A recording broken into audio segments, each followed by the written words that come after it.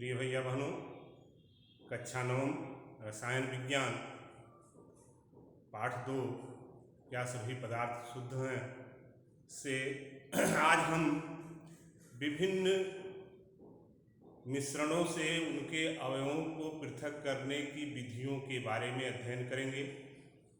मिश्रण 2 या 2 से अधिक पदार्थों को मिलाने से बनता है। अब इनको पृथक करने की कई विधियां हैं। अलग अलग प्रकार के मिश्रणों के लिए अलग अलग प्रकार की विधियां प्रयोग में लाई जाती हैं। तो पृथक्करण के बारे में आज सेपरेशन, मिश्रण के विभिन्न अवयवों को अलग करने की को पृथक्करण कहते हैं। इसकी कई विधियां हैं। पहला है काले एवं नीले रंग की स्याही का पृथक्करण। स्याही जो होती है वह काला रंग हो चाहे नीला रंग हो, उसका जल में मिश्रण होता है। पानी में ही घोलकर स्याही बनाई जाती है। तो जल और उस स्याही यानी डाई रंग को पृथक करना, एक बीकर में आधा जल भरकर इसके मुंह पर वाच ग्लास, कांच का होता है, वाच ग्लास रख देते हैं। वाच ग्लास में स्याही कुछ बूंदे डालकर अब बीकर के पानी को गर्म करते हैं।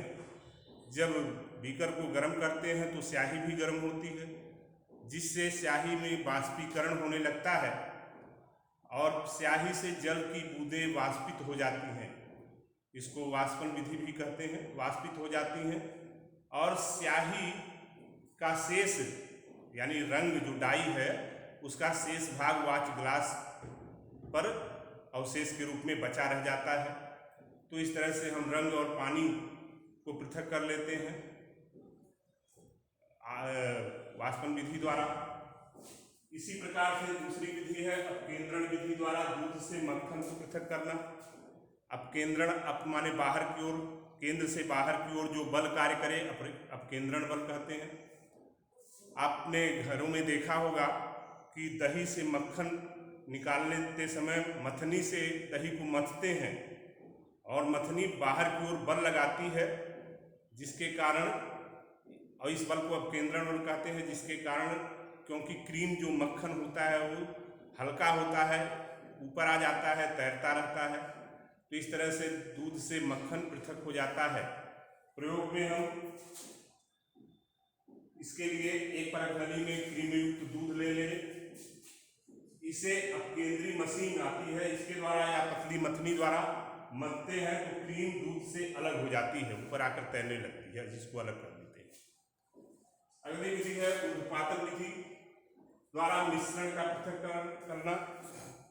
अब देखो, कुछ पदार्थ होते हैं जिनको, अगर कुछ ठोस पदार्थ होते हैं, ऊर्ध्वपातन पीछे पड़ चुके हैं, ऐसे ठोस पदार्थ जिनको गर्म करने पर वह द्रव में न बदले सीधे गैस अवस्था में बदल जाते हैं, ऊर्ध्वपातित पदार्थ कहलाते हैं और इस विधि को ऊर्ध्वपातन कहते हैं। तो ऊर्ध्वपातन विधि द्वारा ऊर्ध्वपातित पदार्थों को पृथक करते हैं, जैसे कपूर है, नौसादर है, आयोडीन है, नौसादर अमोनियम क्लोराइड। तो इसी तरह से अगर हम अमोनियम क्लोराइड या नौसादर तथा लवण माने नमक के मिश्रण को गर्म करें तो ऊर्ध्वपातन गुण के कारण अमोनियम क्लोराइड ऊर्ध्वपातित हो जाता है, यानी गैस बनकर उड़ जाता है और नमक शेष रह जाता है, बचा रह जाता है। इस प्रकार से हम ऊर्ध्वपातन विधि द्वारा मिश्रण को पृथक कर सकते हैं। अगला है प्रभाजी आसवन। प्रभाजी आसवन, आसवन किसे कहते हैं? जब हम किसी मिश्रण से के घोल को गर्म करते हैं, जल को वाष्पित करते हैं, फिर वाष्पित जल को ठंडा करके अलग कर लेते हैं, किसी बर्तन में प्राप्त करते हैं, तो इस विधि को आसवन कहते हैं। प्रभाजी आसवन प्रभाजक स्तंभ होता है, एक बर्तन की तरह होता है प्रभाजक स्तंभ, जिसमें अलग अलग भाग होते हैं जिनके अलग अलग टेम्परेचर, तापमान होते हैं। तो प्रभाजक स्तंभ का प्रयोग करते हैं। जैसे वायु कई गैसों का मिश्रण है और इन गैसों को पृथक करने के लिए पहले वायु को संपीड़ित करते हैं, कम ताप पर उसको दबाव डालकर द्रवित करते हैं। द्रव अवस्था में जब बदल जाता है तो उसे इस प्रभाजक स्तंभ में भरकर धीरे धीरे गर्म करते हैं और गर्म करने पर अलग अलग ऊंचाइयों पर यह अलग अलग क्वथनांक पर यह अपने अलग अलग प्रभाजक स्तंभ के अलग अलग भागों में ये गैस अलग हो जाते हैं। इस प्रकार से वायु मिश्रण है जिससे अलग अलग गैसों को पृथक कर लेते हैं। और भी विधियां हैं, जैसे पांचवा क्रिस्टलीकरण।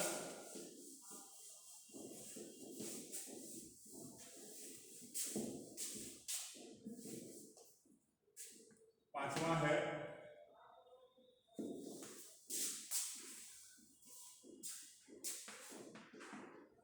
क्रिस्टलीकरण।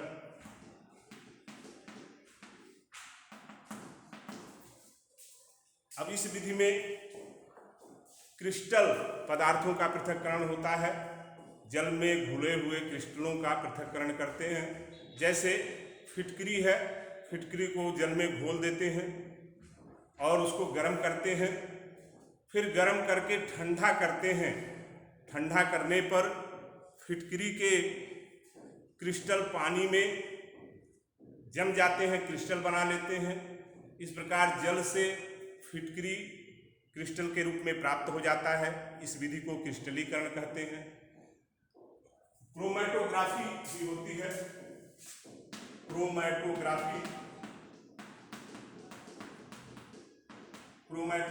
विधि का प्रयोग रंगों को अलग करने में करते हैं, चाहे वो कृत्रिम रंग हो या प्राकृतिक रंग हो।